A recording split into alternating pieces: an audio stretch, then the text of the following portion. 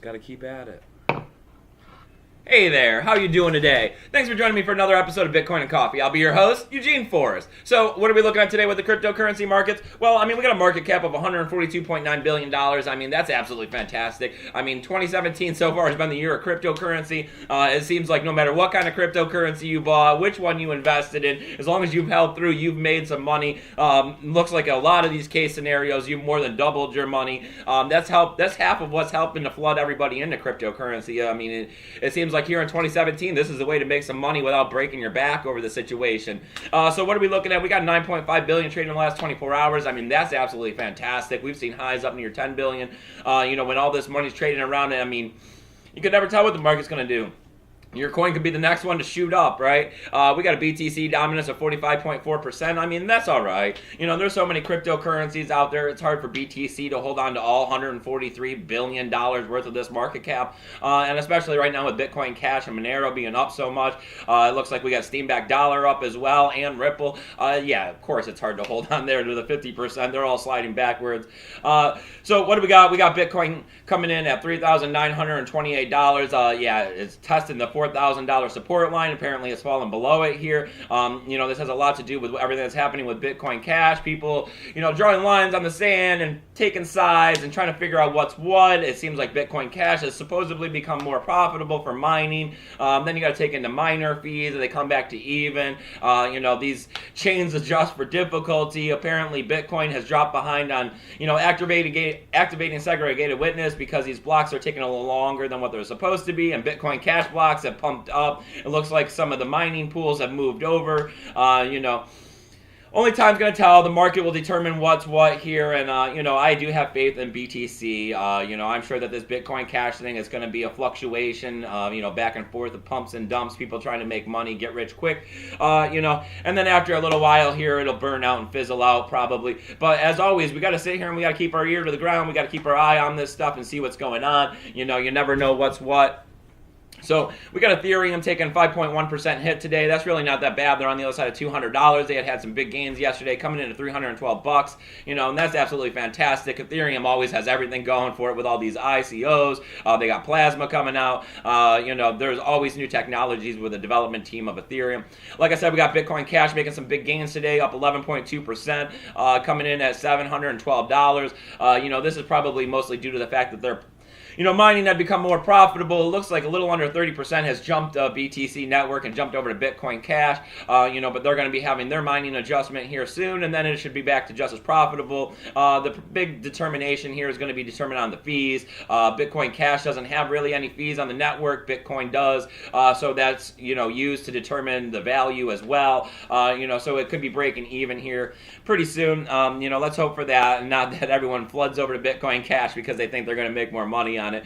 We got Ripple taking a 22% gain today. There we go. They've been holding back for a while, seeing sideways movement. So there's the gains if you were invested in that, looking at 19.2 cents. Continuing to move forward. We got Litecoin coming in at $46.35. That's down 1%. That's a continuation in the safe zone between 45 and $50 with Litecoin. Litecoin's been on stale for a while. We've been hoping for some big moves. Hopefully after we can get past November here, maybe we'll see some gains with Litecoin and everything with that. We got NEM taking a little bit of a hit today too, coming down 4.3%, coming in at 25.1 cents. That's really not that bad. Cryptocurrency volatility is always something, right? You can see up to 10% up and down every single day and still continue to maintain the same value just about. We got Dash coming in at $377. That's down 4%. Dash had made some big gains here recently with the international conference that's coming up in London. And the talks of potential, the debit card thing. There's going to be a lot of people talking there. Usually when these international conferences come out, there's a lot of news that's released, and usually that helps pump the price of these altcoins up.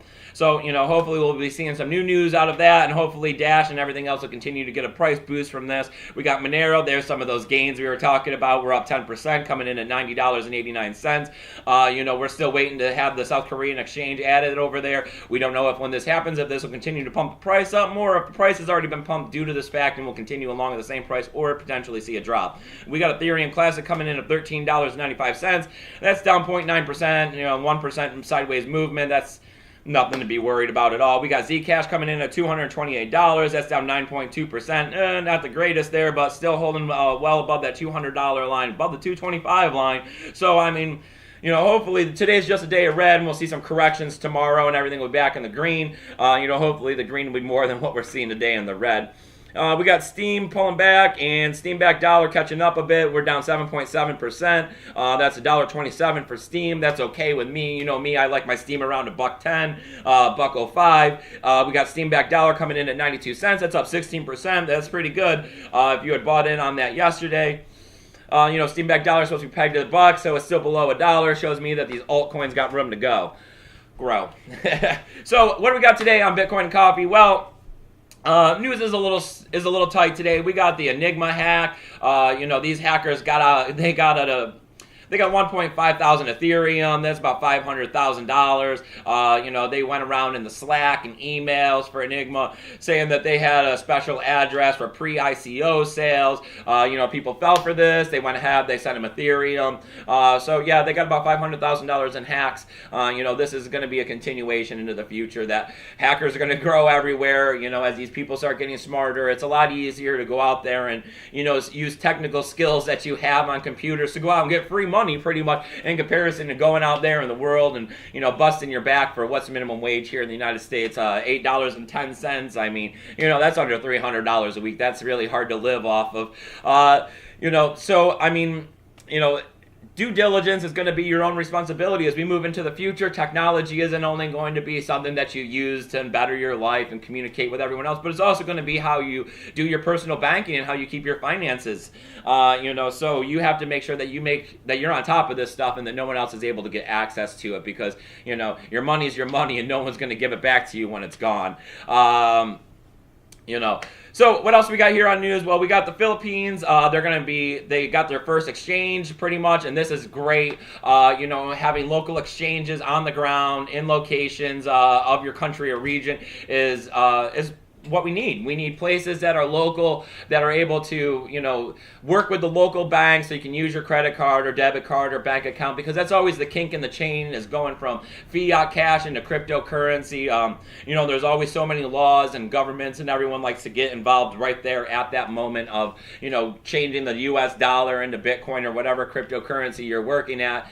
So, having an exchange that's local, who's able to work with the local banks, work with the local government and be able to help you get your money into cryptocurrency so you can start retaining some of the value that it has, if not see it grow into the future. These things are hard to do, so when you get places like this and they're putting their first cryptocurrency, it's going to open up new avenues to these people, which is absolutely fantastic, increasing the adoption of cryptocurrency, definitely helping to make it get out there and become the currency of the future, which is what we all want to see, right?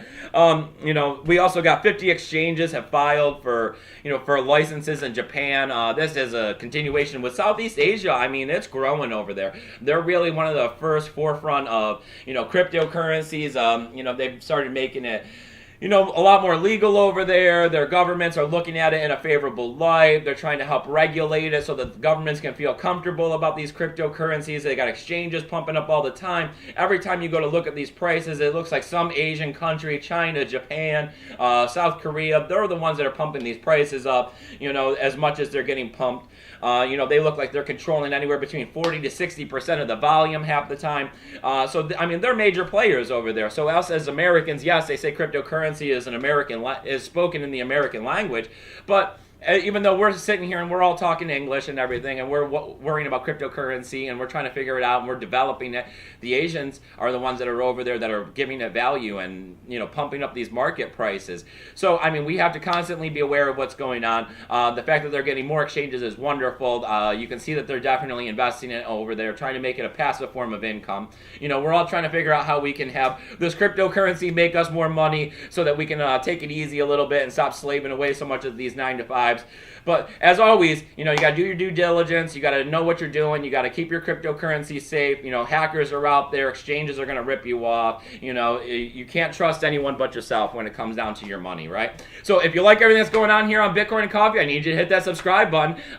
These numbers are constantly growing around here. I love all of you guys out there for everything that you're doing. You guys make my day every single day. I try to get out here and give you these, little 10, 15-minute videos, tell you what I'm thinking about cryptocurrency. see some of the new highlights of the news that I've read or, seen from other YouTubers, gives me joy in my life, right? So, list of tools down there below, as always. If you're having trouble in these cryptocurrency markets, see if the tools can't help you out. If they're not helping you to figure out what you're trying to figure out, go ahead, shoot me an email. It's eugeneforest20@gmail.com. Absolutely free help desk service out there for the new people.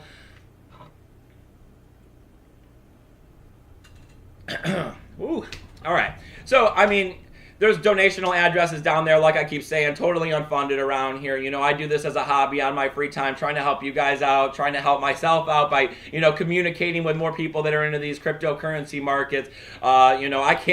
This stuff is so amazing. Who thought that, just a poor little guy like myself could invest some money and start making money, go out there and find as many friends as I found out there with you guys, start this YouTube channel and help me definitely. I'm a shy person, so this is amazing. I can't believe everything that's been going on with this. So, as always, you guys, thank you for everything, and remember, keep your BTC safe.